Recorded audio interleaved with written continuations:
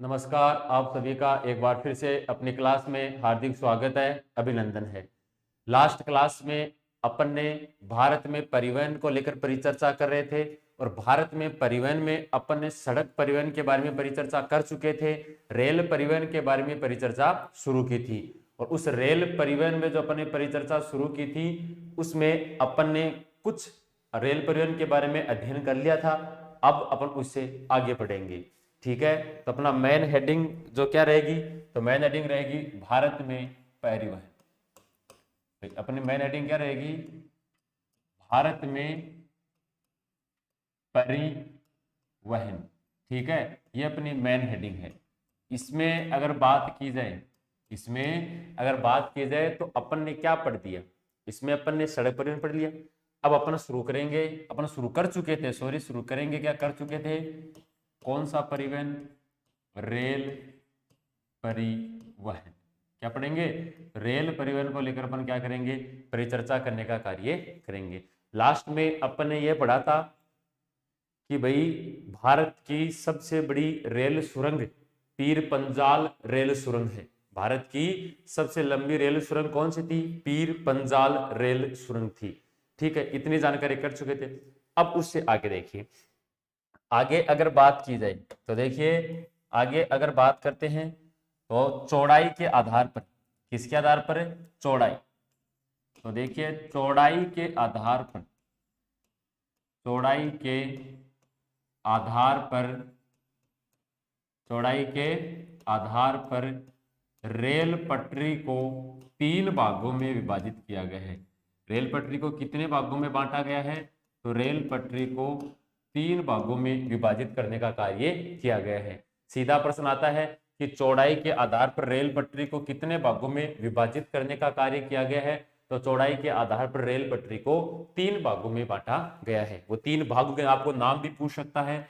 तो सबसे बड़ी जो रेलवे लाइन होती है उसे ब्रॉड गेज कहते हैं। क्या कहते हैं, ब्रॉड गेज। नंबर 2 होती है मीटर गेज।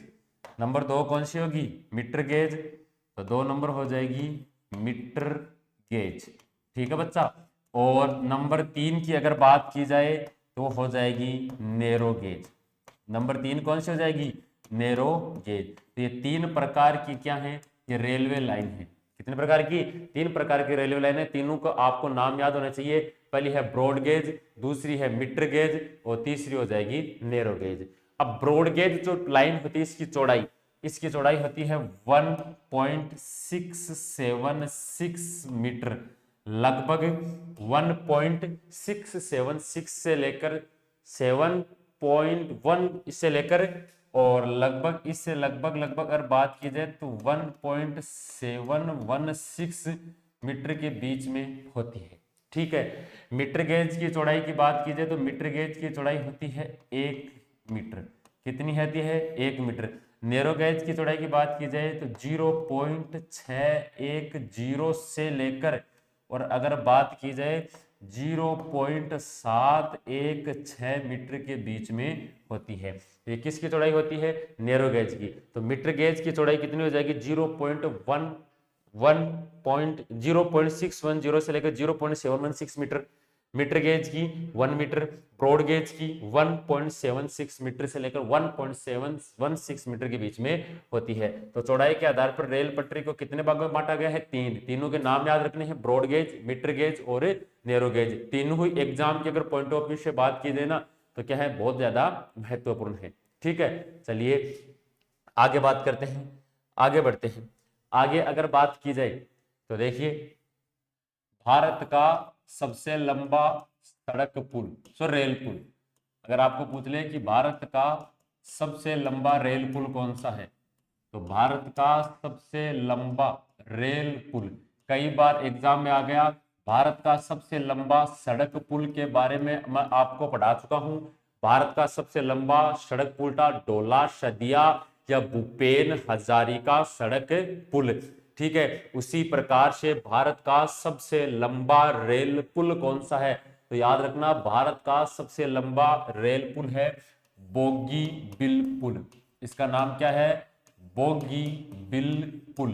तो बोगीबील पुल भारत का सबसे लंबा क्या है, सड़क पुल है। इसी का ही अब नया नाम रख दिया गया है, और इसका नया नाम क्या रखा गया है, अटल पुल। इसका नया नाम क्या रखा गया है, अटल पुल। अटल पुल इसका नाम क्यों रखा गया, क्योंकि इस पुल का निर्माण अटल बिहारी वाजपेयी की सरकार में किया गया था, इसलिए इस पुल का नाम अटल पुल रखने का कार्य किया गया है। पूरे 16 वर्षों के बाद, पूरे 16 वर्ष लगे इसको बनाने के अंदर। इस पुल की विशेषता क्या है, ये पुल पूर्णतया स्टील से निर्मित है, ठीक है, उच्च क्वालिटी का। इसके साथ साथ इस पुल की अगर बात की जाए ना, तो इस पर रेल पुल भी है, ठीक है। रेल पुल के साथ साथ ये साथ साथ में कौन सा पुल है, सड़क पुल भी है।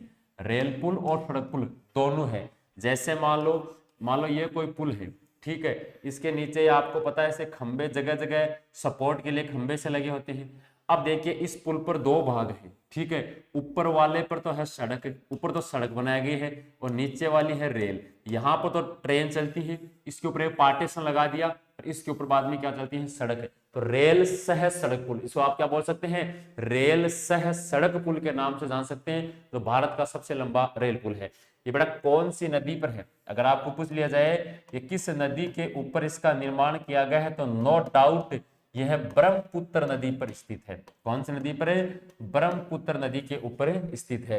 तो 3 प्रश्न बनते हैं कि भारत का सबसे लंबा पुल रेल पुल, तो आपका नाम है बोगीबील पुल, इसका नया नाम अटल पुल। दूसरा, ये भारत की किस नदी के ऊपर स्थित है, तो ये भारत में ब्रह्मपुत्र नदी के ऊपर स्थित है, तो भारत का सबसे लंबा रेल पुल है। ठीक है, आगे बढ़ते हैं। आगे अगर बात की जाए तो देखिए, आगे मैं बात करता हूं किसकी, रेलवे जोन की। किसकी बात करेंगे, रेलवे जोन। अगर आपको प्रश्न पूछ लिया जाए कि भारत में कुल कितने रेलवे जोन है प्रेजेंट टाइम में, वर्तमान में कितने रेलवे जोन है, तो याद रखना बच्चा, वर्तमान में भारत में टोटल 18 रेलवे जोन है। कितने हैं, 18 रेलवे जोन है। ये बहुत इंपॉर्टेंट है, ठीक है। अब देखिए इसमें 18 में से सबसे नया रेलवे जोन कौन सा है, ये भी पूछ सकता है। इन 18 में नया रेलवे जोन कौन सा है, तो याद रखना इन 18 के अंदर नया रेलवे जोन है दक्षिण तट रेलवे जोन। कौन सा हो जाएगा, दक्षिण तट रेलवे जोन। तो दक्षिण तट रेलवे जोन भारत का सबसे नया रेलवे जोन है, और इस दक्षिणी तट रेलवे जोन का हेडक्वार्टर अगर आपसे पूछा जाता है, तो याद रखना इसका हेडक्वार्टर है विशाखापट्टनम। कहां पर है, विशाखापट्टनम। और विशाखापट्टनम कहां का शहर है, तो याद रखना भारत के आंध्र प्रदेश राज्य का शहर है। तो आंध्र प्रदेश राज्य का शहर विशाखापट्टनम के अंदर भारत का सबसे नया रेलवे जोन है, और वो 18वां रेलवे जोन है। वो कितना रेलवे जोन है, 18वां, ठीक है, जो सबसे नया है। इसको दक्षिणी तट रेलवे जोन के नाम से जाना जाता है। इससे पहले सर हमारे दिमाग में यह समझ में नहीं आ रहा कि रेलवे जोन होते क्या है। ये रेलवे जोन होते क्या है, रेलवे जोन का मतलब वह स्थान जहां से संपूर्ण विश्व का, वह स्थान जहां से संपूर्ण विश्व का रेल नेटवर्क आपस में जुड़ा हुआ होता है। वही वह स्थान जहां से संपूर्ण विश्व का रेल नेटवर्क आपस में जुड़ा हुआ होता है, उसे क्या कहते हैं, रेलवे जोन के नाम से जानते हैं। मतलब ऐसा स्थान जहां से आपको देश के प्रत्येक स्थान तक जाने वाली ट्रेन की क्या मिल जाती है, आपको सुविधा प्राप्त होती है, उसे रेलवे जोन कहते हैं। और जहां पर होता है पर्टिकुलर उसका कोई हेडक्वार्टर होता है, जैसे इसका नाम है दक्षिणी तट रेलवे जोन, और इसका हेडक्वार्टर है विशाखापट्टनम में, जो भारत का सबसे नया रेलवे जोन है। ठीक है, अब एग्जाम में नेवी की बात करता हूं, एग्जाम में एयरफोर्स की बात करता हूं। अगर मैं नेवी और एयरफोर्स की एग्जाम की मैं बेटा अगर बात करूं ना, तो देखिए दक्षिणी तट रेलवे जोन सहित भारत के टोटल 18 के जो 18 रेलवे जोन है ना, ये आपको आने चाहिए कि कौन सा रेलवे जोन कहां स्थित है। तो इसलिए आपको घबराने की जरूरत नहीं है कि सर हमें 18 रेलवे जोन याद कैसे होंगे। बड़ा एक छोटा सा चित्र बनाएंगे, उस चित्र के माध्यम से आपको पूरे 18 के 18 रेलवे जोन क्या हो जाएंगे, याद हो जाएंगे। तो देखिए वो चित्र कुछ यू प्रकार से रहेगा, मतलब आपको एक प्लस का निशान बनाना है। आपको एक किसका निशान बनाना है, आपको एक प्लस का निशान बनाना है। बना दिया सर, बहुत ईजी है प्लस। तो ऊपर की तरफ कौन सी दिशा है, तो ये है उत्तर। तो उत्तरी रेलवे जोन। उत्तर होता है कौन सा रेलवे जोन हो गया, उत्तरी रेलवे जोन। ये कौन सी दिशा है, दक्षिण, तो ये हो गया दक्षिणी रेलवे जोन। ये कौन सी दिशा है, पूर्व, तो ये हो गया पूर्वी रेलवे जोन। कौन सा हो गया, पूर्वी रेलवे जोन। बेटा ये कौन सी दिशा है, पश्चिम, तो ये कौन सा रेलवे जोन हो गया, पश्चिमी रेलवे जोन। कौन सा हो गया, पश्चिमी। तो उत्तरी रेलवे जोन, दक्षिणी रेलवे जोन, पूर्वी रेलवे जोन और पश्चिमी रेलवे जोन, 4 दिशाएं हैं। अब आपको पता ही है कि 4 दिशाओं में देश के 4 बड़े महानगर हैं। जैसे उत्तर दिशा की मैं बात करूं तो उत्तर दिशा के अंदर जो बड़ा महानगर है उसका नाम है नई दिल्ली। उसका नाम क्या है, नई दिल्ली। तो उत्तरी रेलवे जोन कहां पर हो जाएगा, नई दिल्ली में। दक्षिण के अंदर अगर बड़े शहर की मैं बात करूं तो चेन्नई, बड़े महानगर कौन सा है, चेन्नई। जो आपको पता होगा कि तमिलनाडु, वो तमिलनाडु राज्य की राजधानी क्या है, चेन्नई। तो दक्षिणी रेलवे जोन कहां पर हो जाएगा, दक्षिणी रेलवे जोन चेन्नई में है। पश्चिमी रेलवे जोन की अगर बात की जाए तो पश्चिमी रेलवे जोन है मुंबई में। पश्चिमी रेलवे जोन कहां पर है, मुंबई के अंदर स्थित है। और अगर पूर्वी रेलवे जोन की अगर बात करता है तो पूर्वी रेलवे जोन हो जाएगा कोलकाता में। पूर्वी रेलवे जोन कहां पर हो जाएगा, तो पूर्वी रेलवे जोन हो जाएगा कोलकाता के अंदर स्थित है। 4 दिशाएं हैं और इन 4 दिशाओं के अंदर कितने रेलवे जोन हैं, 4 रेलवे जोन हैं। कौन कौन से, उत्तरी रेलवे जोन नई दिल्ली, दक्षिण रेलवे जोन चेन्नई, पूर्वी रेलवे जोन कोलकाता, पश्चिमी रेलवे जोन मुंबई। आपके एग्जाम में प्रश्न कैसे आता है कि निम्नलिखित में से उत्तरी रेलवे जोन कहां स्थित है, दक्षिणी रेलवे जोन कहां स्थित है, पूर्वी रेलवे जोन कहां स्थित है। तो आपको क्या करना है, इसका सही आंसर देना है। 4 दिशाएं होती हैं बच्चा, 4 ही क्या होती हैं, उपदिशा। भाई 4 ही दिशा होती हैं, आपको पता है, अपन छोटी क्लासों में अपन ने सबको पढ़ाया है। और 4 ही क्या होती हैं, उप दिशा होती है। उत्तर और पूर्व के बीच में कौन सी दिशा हो गई, उत्तरी पूर्वी रेलवे जोन। ठीक है। दक्षिण और पूर्व के बीच में कौन सी दिशा हो जाएगी, दक्षिणी पूर्वी रेलवे जोन। कौन सा हो जाएगा, दक्षिणी पूर्वी। पश्चिम और दक्षिण के बीच में कौन सा रेलवे, कौन सी दिशा हो जाएगी, दक्षिणी पश्चिमी रेलवे जोन। दक्षिणी पश्चिमी। उत्तर और पश्चिम के बीच में कौन सी हो जाएगी, उत्तरी पश्चिमी रेलवे जोन। कौन सी हो जाएगी, उत्तरी पश्चिमी रेलवे जोन। तो उत्तरी पूर्वी, दक्षिणी पूर्वी, दक्षिणी पश्चिमी और उत्तरी पूर्वी, 4 दिशा, 4 ही क्या होती हैं, उपदिशा होती हैं। ठीक है। अब देखिए इनको आप कैसे याद रखोगे, देखिए इसके लिए एक ट्रिक है, गोरा, इसके लिए ट्रिक है, गोरा काला है जयपुर। गोरा काला है जयपुर। तो इस ट्रिक के माध्यम से आपको ये रेलवे जोन याद हो जाएंगे। कैसे, देखिए उत्तरी पश्चिमी रेलवे जोन कहां पर है, जयपुर राजस्थान के अंदर स्थित है। देखिए दक्षिण पश्चिम है से बेटा होगा हुबली। ऐसे कैसे याद रखोगे, हुबली। और हुबली कहां का शहर है, तो याद रखना हुबली भारत के कर्नाटक राज्य का शहर है। हुबली भारत के कहां का शहर है, कर्नाटक राज्य का शहर है। तो ऐसे हो जाएगा हुबली। ठीक है। काला, बेटा काला से क्या हो जाएगा, कोलकाता। कोलकाता के अंदर एक तो पूर्वी रेलवे जोन है और दूसरा कोलकाता के अंदर दक्षिणी पूर्वी भी है। गोरा से बेटा क्या हो जाएगा, गोरा से हो जाएगा गोरखपुर। गोरा से क्या हो जाएगा, गोरखपुर। और गोरखपुर कहां का शहर है, उत्तर प्रदेश का। तो गोरा से हो जाएगा गोरखपुर, काला से हो जाएगा कोलकाता, है से हो जाएगा हुबली और जयपुर से क्या हो जाएगा, जयपुर। तो उत्तरी पूर्वी रेलवे जोन गोरखपुर, दक्षिणी पूर्वी रेलवे जोन कोलकाता, दक्षिणी पश्चिमी रेलवे जोन हुबली और उत्तरी पश्चिमी रेलवे जोन कहां पर हो जाएगा, जयपुर। कहां पर हो जाएगा, जयपुर के अंदर स्थित है। ठीक है ना। ठीक है। इसके बाद 8 याद हो गए। बेटा ये कौन सी दिशा है, उत्तर। ये कौन सी दिशा है, उत्तर। उत्तर दिशा के बिल्कुल बीचों बीच मैंने एक कट मार्क कर दिया, तो ये हो गया उत्तरी मध्य। ये कौन सा रेलवे जोन हो गया, उत्तरी मध्य रेलवे जोन। ये पूर्व है, बिल्कुल बीचों बीच मैंने एक कट मार्क लगा दिया, तो ये हो गया पूर्वी मध्य रेलवे जोन। ये कौन सा हो गया, पूर्वी मध्य रेलवे जोन। यहां पर मैंने बीचों बीच एक कट मार्क लगा दिया, तो ये हो गया दक्षिणी मध्य रेलवे जोन। ये कौन सा हो गया, दक्षिणी मध्य रेलवे जोन। यहां पर मैंने बीचों बीच एक कट मार्क लगा दिया, ये हो गया पश्चिमी मध्य रेलवे जोन। कौन सा हो गया, पश्चिमी मध्य रेलवे जोन। तो उत्तरी मध्य रेलवे जोन, पूर्वी मध्य रेलवे जोन, दक्षिणी मध्य रेलवे जोन, पश्चिमी मध्य रेलवे जोन। उत्तरी मध्य रेलवे जोन कहां स्थित है? तो उत्तरी मध्य रेलवे जोन है इलाहाबाद। उत्तरी मध्य रेलवे जोन कहां पर है? तो बेटा याद रखना, उत्तरी मध्य रेलवे जोन है इलाहाबाद। इलाहाबाद उत्तर प्रदेश में है।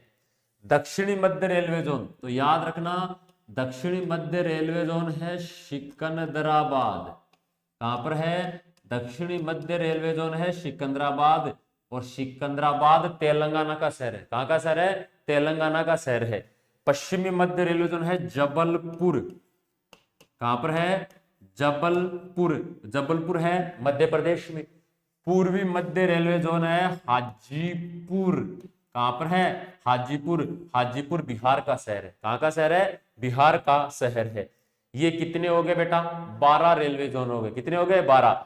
तो उत्तरी मध्य इलाहाबाद, दक्षिण मध्य सिकंदराबाद, पूर्वी मध्य हाजीपुर, पश्चिमी मध्य जबलपुर। याद रखने का तरीका देखो, इसमें बाद आ रहा है, इसमें बाद आ रहा है, मतलब बाद बाद वाले तो आमने सामने, हाजीपुर, जबलपुर, पुर वाले आमने सामने। बस आपको थोड़ा सा ये आइडिया होना चाहिए कि बिहार पूर्व की तरफ है भारत में, और अगर जब मध्य प्रदेश पश्चिम की तरफ है तो जबलपुर मध्य प्रदेश का ही शहर है, ये पश्चिम में, और हाजीपुर पूर्व में। ठीक है ना। और इलाहाबाद उत्तर प्रदेश उत्तर की तरफ है, उत्तर प्रदेश उत्तर ऐसे याद रख सकते हैं इलाहाबाद, और सिकंदराबाद है दक्षिण में, तेलंगाना बिल्कुल नीचे की तरफ है। ऐसे आपको 12 याद हो गई। तो 4 दिशा, 4 उप दिशा, फिर ये मध्य मध्य। अब प्रश्न कैसे आता है? आए हुए प्रश्न है बेटा। नेवी में यहां से 1 नंबर आपको नेवी एमआर के अंदर, नेवी एमआर और नेवी एनएमआर की जो एग्जाम लगती है ना, इसमें बहुत सारे प्रश्न आ गए यहां से। अब बस थोड़ी जगह का इश्यू हो रहा है, अदरवाइज मैं आपको ये भी बता देता कि कौन कौन से एग्जाम में आ गए। लगभग मैंने 12 लिखा दिए, 12 में से 8 तो ऐसे हैं जो आपकी एग्जाम के अंदर हुबहू आ चुके हैं। आने का तरीका देखो, प्रश्न आता है कि उत्तरी मध्य रेलवे जोन कहां स्थित है, फिर 4 ऑप्शन मिलेंगे आपको, कोई भी कर सकते हो। पश्चिमी मध्य रेलवे जोन कहां स्थित है?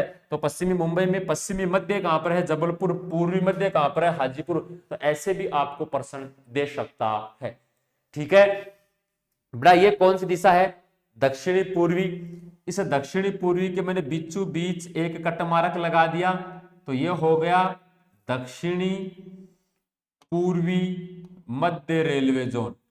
ये क्या हो गया? दक्षिणी पूर्वी मध्य रेलवे जोन। और दक्षिणी पूर्वी मध्य रेलवे जोन कहां पर है? विशालपुर। कहां पर है? विशालपुर। तो दक्षिणी पश्चिमी मध्य रेलवे जोन कहां पर हो जाएगा? विशालपुर के अंदर स्थित है। ये 13 रेलवे जोन आपको इस डायग्राम के माध्यम से याद रखने हैं। 13 के अलावा 5 और बच गए, जिनको मैं आपको बताता हूं। लेकिन ज्यादा इंपोर्टेंट जो एग्जाम में आते हैं बेटा वो यही है, यहीं से ज्यादा एग्जाम में पूछे जाते हैं। रह जाएंगे 4 दिशा, 4 उप दिशा, फिर मध्य मध्य, और इसमें एक दक्षिणी पश्चिम। बिलास विशालपुर छत्तीसगढ़ में है। अगला आप कैसे याद रखोगे? बाकी आपको देखो, अगर आपको थोड़ा बहुत अगर भारत का मैप याद है तो देखिए इस प्रकार से अगर आपको देखोगे तो भारत का कुछ इस प्रकार से दक्षिण भारत का मैप है।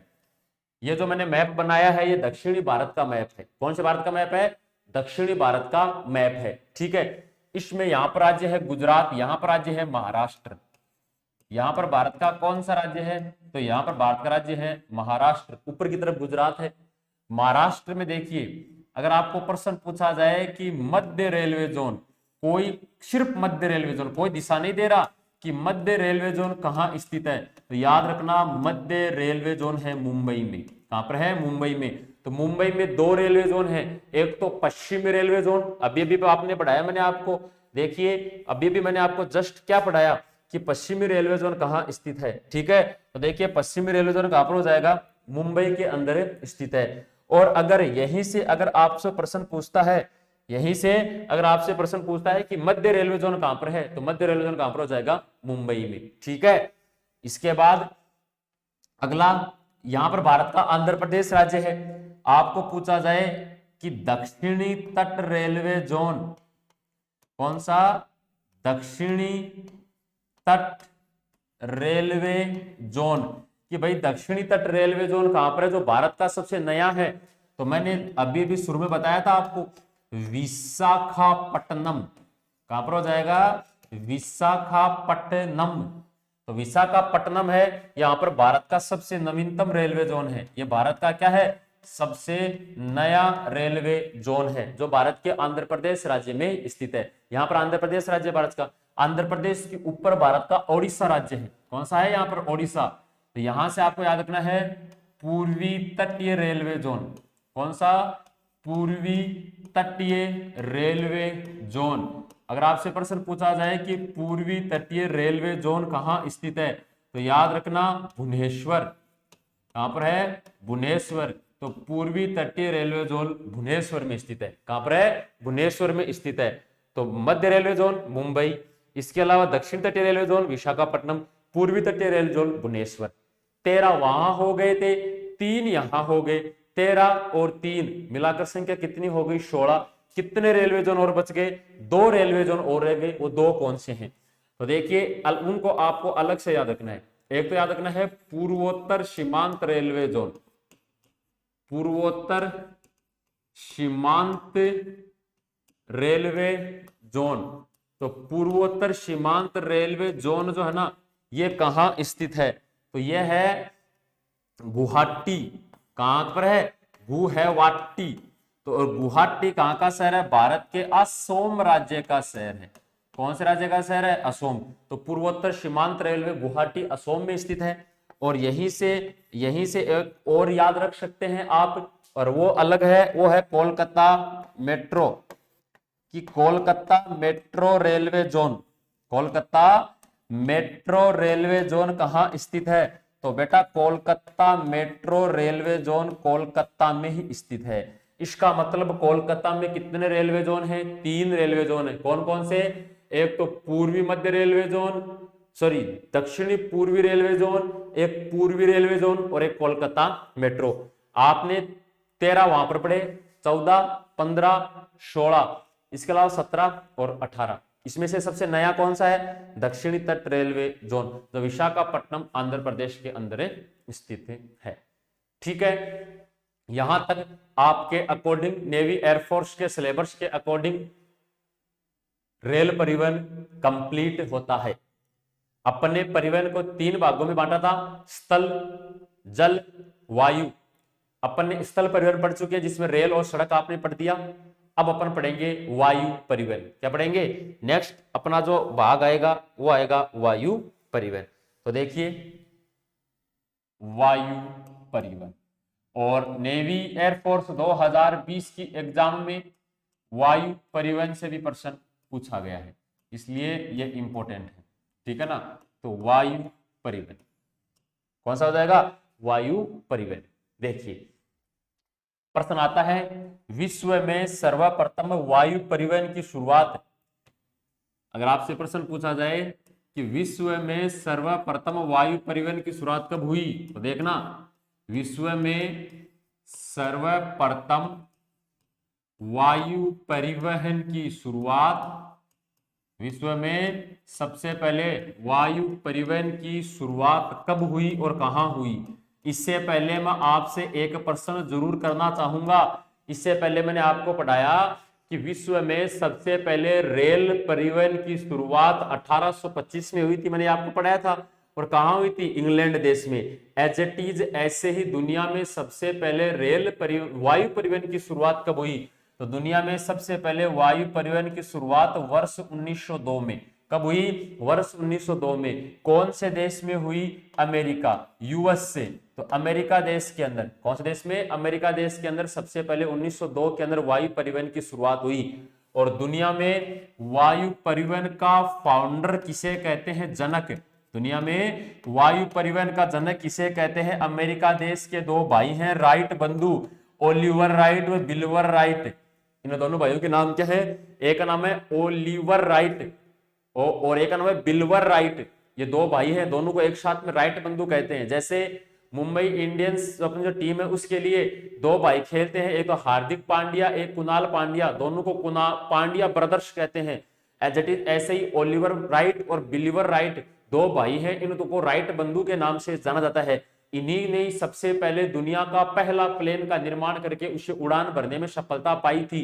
इसलिए विश्व में वायु परिवहन का जनक किसे कहते हैं, राइट बंधु को कहते हैं। और ये आपको बड़ी खुशी की बात है बताने को लेकर कि भाई नवंबर 2020 की जो एग्जाम लगी, नवंबर 2020 के अंदर जो इंडियन एयरफोर्स की एग्जाम लगी, उसका प्रश्न है कि निम्नलिखित में से एरोप्लेन मतलब प्लेन का जनक किसे कहते हैं, तो साफ साफ याद रखना राइट बंधु को कहते हैं। इन्होंने वर्ष 1902 के अंदर अमेरिका देश के निवासी थे, दोनों भाइयों ने सबसे पहले प्लेन को उड़ाने का क्या किया था, कार्य किया था। बहुत यूजफुल बात है आपकी एग्जाम को लेकर, ठीक है। ये तो होगी दुनिया की।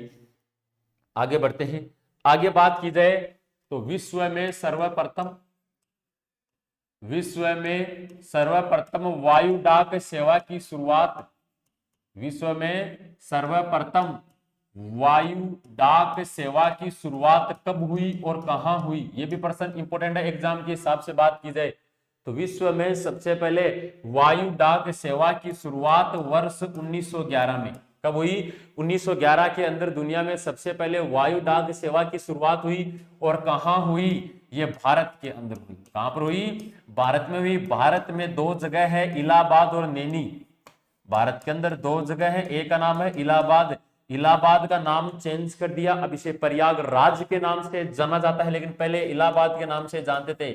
इलाहाबाद से नैनी, इलाहाबाद और नैनी दोनों भारत के उत्तर प्रदेश राज्य के शहर है। कहां के हैं, उत्तर प्रदेश राज्य के शहर है। इन्हीं दोनों शहरों के बीच दुनिया की पहली वायु डाक सेवा की शुरुआत हुई। और कब हुई, वर्ष 1911। कब हुई, वर्ष 1911 के अंदर हुई। अर्थात सर कहने का मतलब क्या है, यहां से कहने का मतलब है कि भाई आपको पता होगा ये जैसे इंटरनेट मोबाइल वगैरह तो अभी चले हैं, जो आप जहां कहीं भी बैठे हुए किसी भी देश के अंदर व्यक्ति को एसएमएस वगैरह कर सकते हैं मिनटों में। पहले क्या होता था, पत्र होते थे, लेटर भेजते थे, है ना, आपको पता होगा सबको। लेटर भेजते थे तो क्या करते थे, लेटर को बहुत कम समय के अंदर जिस व्यक्ति तक आप पहुंचाना चाहते उस तक पहुंच सके, इसके लिए क्या किया, भारत में सबसे पहले प्लेन से लेटर को एक स्थान से दूसरे स्थान पर भेजा जाने लगा। जैसे मान लो आप राजस्थान से कोई पार्सल तमिलनाडु राज्य में भेजना चाहते हैं, तो अगर कोई व्यक्ति पर्सनल लेकर जाएगा, ट्रेन में जाएगा, बस में जाएगा तो 2 से 3 दिन का समय लगेगा। प्लेन में जाएगा तो 1 या 2 घंटे में आप उस पार्सल को तमिलनाडु पहुंचा सकते हैं। मतलब प्लेन के माध्यम से आप जल्दी पहुंचा सकते हैं उस पार्सल को। इसीलिए जल्दी पहुंचाए जो लेटर वगैरह है, तो इसीलिए वायु डाक सेवा की शुरुआत सबसे पहले 1911 में हुई और अपने देश से ही शुरुआत हुई थी। और इलाहाबाद से किसके मध्य, नैनी के मध्य हुई थी, ठीक है ना। तो आया हुआ प्रश्न है ये नेवी के अंदर, ये आपकी नेवी की एग्जाम के अंदर पूछा गया प्रश्न है कि निम्नलिखित में से वायु डाक सेवा की शुरुआत सर्वप्रथम कब हुई। अगर साल पूछे 1911, देश पूछे भारत, शहर पूछे तो इलाहाबाद से नैनी के मध्य की गई थी, ठीक है।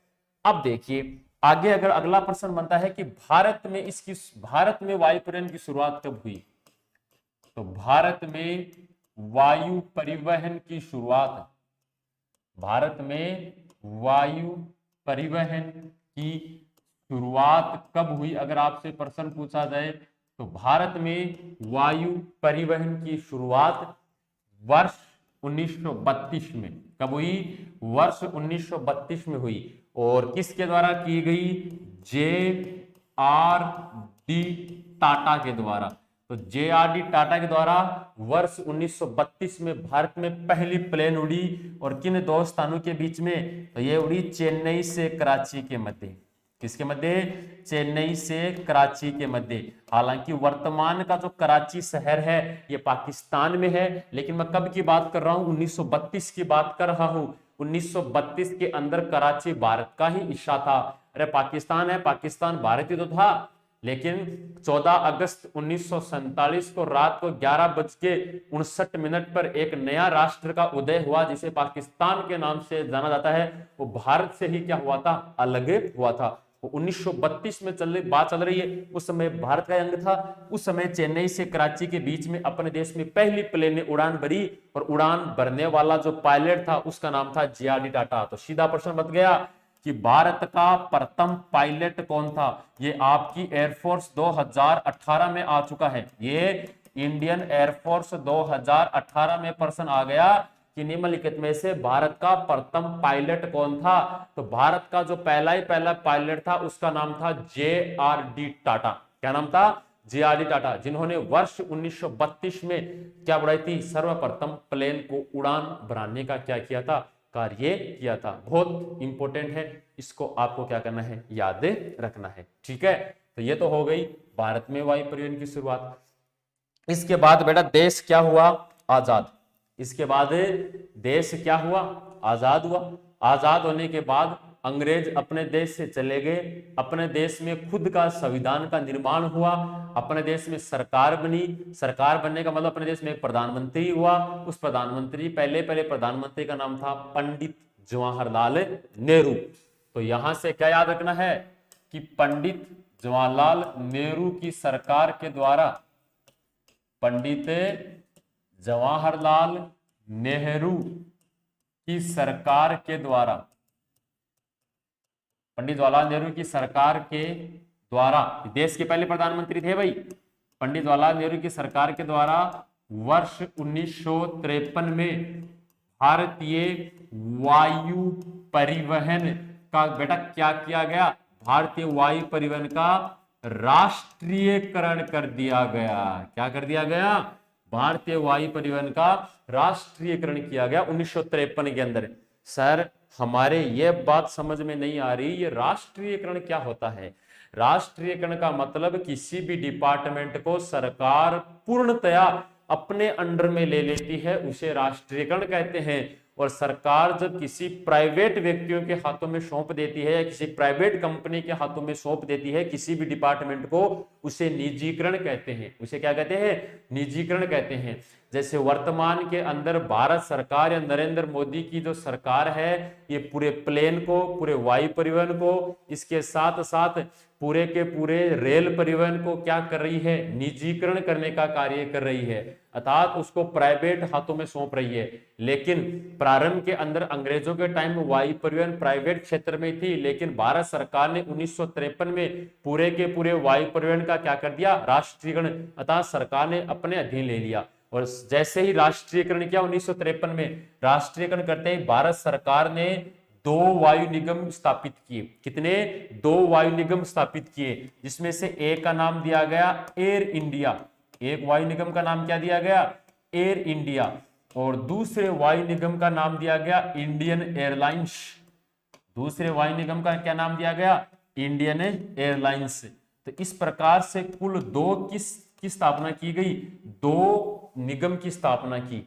ठीक है, जिस प्लेन के बाहर एयर इंडिया लिखा होता था वो अंतरराष्ट्रीय उड़ान भरती थी। वो प्लेन कौन सी उड़ान भरती थी? तो बेटा याद रखना, वो प्लेन है ना अंतरराष्ट्रीय उड़ान भरने का कार्य करती थी। और जिस प्लेन के बाहर इंडियन एयरलाइंस नाम लिखा होता था वो कौन सी उड़ान भरती थी?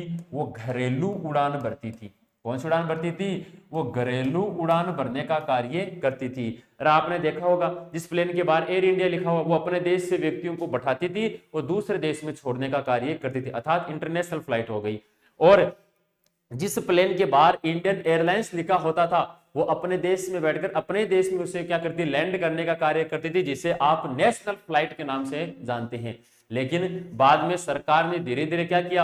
अपने ही पैरों पर कुल्हाड़ी मारने का कार्य किया। सरकार ने धीरे धीरे वायु परिवहन में निजीकरण को बढ़ावा देना शुरू किया। इसके पश्चात जेट एयरवेज, सहारा, किंगफिशर, इंडिगो जैसी शक्तिशाली प्राइवेट फ्लाइटें इस वायु परिवहन में शामिल हुई। इसके पश्चात सरकार की जो फ्लाइटें थी इन प्राइवेट के कारण वो क्या हो गई? पूर्णतया उनको नुकसान हुआ। क्यों? क्योंकि प्राइवेट वाले कम पैसे ले रहे थे और सुविधा अच्छी दे रहे थे बजाय सरकार वाली के। इसलिए क्या हुआ? ये दोनों प्लेन नुकसान में आ गई या घाटे में आ गई।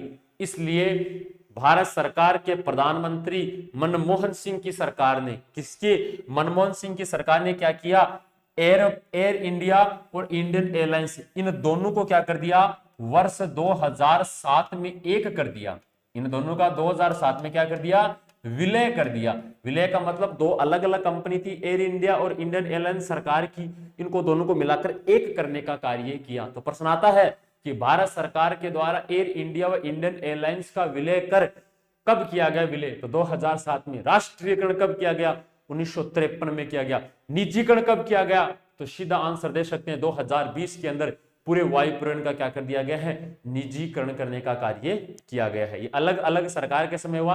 राष्ट्रीयकरण पंडित जवाहरलाल नेहरू जी के समय, इन दोनों को विलय मनमोहन सिंह जी के समय, और अगर उस प्रारंभ की बात की जाए वर्तमान निजीकरण की तो मोदी जी के समय। ठीक है, आगे देखिए, आगे बात की जाए तो वर्ष 1985 में, वर्ष 1985 में भारत सरकार के द्वारा हेलीकॉप्टर्स लिमिटेड, भारत सरकार के द्वारा हेलीकॉप्टर्स लिमिटेड कंपनी की स्थापना की गई। किसकी स्थापना की गई? हेलीकॉप्टर्स लिमिटेड कंपनी की स्थापना करने का कार्य किया गया। आपसे प्रश्न पूछा जाए कि हेलीकॉप्टर्स लिमिटेड कंपनी की स्थापना कब की गई? 1985 में। और 1987 में इस कंपनी का नाम परिवर्तित कर दिया, और नाम परिवर्तित करके क्या रख दिया गया? पवन हंस। नाम परिवर्तित करके क्या रख दिया गया? पवन हंस। ये इंडियन एयरफोर्स 2018 का प्रश्न है। क्या प्रश्न है कि देश के आम नागरिकों को, आम नागरिक मतलब अपन सामान्य नागरिक हैं, तो देश के आम नागरिकों को हेलीकॉप्टर की सुविधा कौन सी कंपनी प्रदान करती है? तो देश के आम नागरिक अगर हेलीकॉप्टर की सुविधा लेना चाहता है तो उसे पवन हंस कंपनी क्या करती है? प्रदान करती है सुविधा। और इसी पवन हंस कंपनी को 1987 से पहले हेलीकॉप्टर्स लिमिटेड कंपनी के नाम से जानते थे, लेकिन इसका नाम चेंज करके क्या कर देगा? पवन हंस। और 2018 का प्रश्न यही था, 2018 का प्रश्न यही था कि देश के आम नागरिकों को हेलीकॉप्टर्स की सुविधा कौन सी कंपनी प्रदान करती है? तो बड़ा याद रखना, पवन हंस करती है। कौन सी करती है? पवन हंस। आपने देखा होगा अक्सर अपने गांव में या अपने कई आसपास वो बारात, दूल्हा हेलीकॉप्टर में बारात लेकर आया, ऐसे अपन सुनने को मिलता है। हाँ, तो वो दूल्हा जो हेलीकॉप्टर लेकर आता है वो पवन हंस कंपनी उसे क्या करती है? प्रदान करने का कार्य करती है। ये केंद्र सरकार की संस्था है। लेकिन अभी हाल ही में करंट का प्रश्न बना, वो करंट का प्रश्न क्या बना कि भारत का पहला ऐसा कौन सा राज्य है, भारत का पहला ऐसा कौन सा राज्य है जिसने स्वयं की हेलीकॉप्टर सुविधा प्रदान की है? जिसने स्वयं की हेलीकॉप्टर्स सुविधा को क्या किया है? शुरू किया है। कि भारत का ऐसा पहला कौन सा राज्य है जिसने स्वयं की हेलीकॉप्टर सुविधा प्रदान कर दी, केंद्र सरकार के अंडर में नहीं रही, अपनी खुद की प्लेन चलाई है? तो याद रखना, भारत का ऐसा राज्य का नाम है उत्तराखंड। भारत का ऐसा राज्य कौन सा है? उत्तराखंड। तो उत्तराखंड भारत का पहला ऐसा राज्य है जिसने स्वयं की हेलीकॉप्टर सुविधा को क्या किया है? शुरू करने का कार्य किया है। अब आप उत्तराखंड में घूमने के लिए जाते हो तो आपको केंद्र सरकार की पवन हंस कंपनी से हेलीकॉप्टर लेने की जरूरत नहीं है, आपको वहीं से क्या मिल जाएगा? आपको वहीं पर उत्तराखंड राज्य की जो कंपनी है वहीं से आपको देखने को मिल जाएगा। कई बार एग्जाम में प्रश्न आ भी चुका है कि भारत का ऐसा कौन सा राज्य है। अभी जैसे बहुत दिन नहीं हुए, अभी पीछे ही 4 से 5 महीने पीछे ही इसका क्या हुआ है? 2020 में इसकी शुरुआत हुई है। तो याद रखना, ये जो मैंने अभी आपके सामने 4 बातें लिख रखी है, सारी की सारी एग्जाम की अगर मैं पॉइंट ऑफ व्यू से अगर बात करता हूं ना, तो कहीं हद तक एग्जाम में आने की संभावना अधिकांश बनती है। ठीक है, नाम आया उत्तराखंड, राज्य का नाम क्या आया? उत्तराखंड। उत्तराखंड जो राज्य है ना, उसको राजधानी क्या हो जाएगी उत्तराखंड राज्य की? देहरादून। लेकिन याद रखना, उत्तराखंड भारत का एकमात्र ऐसा राज्य है जिसकी 2 राजधानियां हैं। बाकी भारत का कोई भी ऐसा राज्य नहीं है जिसकी 2 राजधानियां हैं। एक तो उत्तराखंड है। अब 2 राजधानी कौन कौन सी है वो और देख लो, अभी नया ही प्रश्न बना है, तो वो भी आपके लिए याद रखने वाली बात है कि उत्तराखंड भारत का एकमात्र ऐसा राज्य है, उत्तराखंड भारत का एकमात्र ऐसा राज्य है जिसकी कितनी कैपिटल है? जिसकी 2 राजधानी है। कितनी राजधानी है? 2। या तो पहले श्री जम्मू कश्मीर हुआ करता था, या अब वर्तमान में उत्तराखंड। 2 राजधानी कौन कौन सी हैं? तो एक का नाम है देहरादून, देहरादून। एक का नाम है गैरसैंण, एक का नाम क्या हो जाएगा? गैरसैंण। जो देहरादून है ये तो शीतकालीन राजधानी है। कौन सी है? शीतकालीन राजधानी है। और गैरसैंण की बात की जाए तो ग्रीष्मकालीन राजधानी है। कौन सी हो जाएगी? ग्रीष्मकालीन राजधानी है।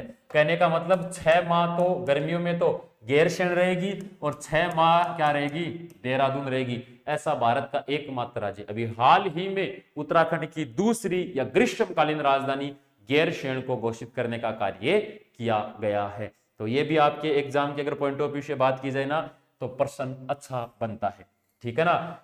ये इसके बाद क्या याद रखना है, इसके बाद अपने को भारत के प्रमुख अंतरराष्ट्रीय हवाई अड्डे याद रखने हैं। अपना वायु परिवहन का टॉपिक चल रहा है, वायु परिवहन में शुरुआत किसने की, भारत में कब हुई, वायु डाक सेवा की शुरुआत कब हुई, वो अपन परिचर्चा कर चुके हैं, हेलीकॉप्टर वाली कब हुई। अब अपने को आगे पढ़ना है कि भारत में सबसे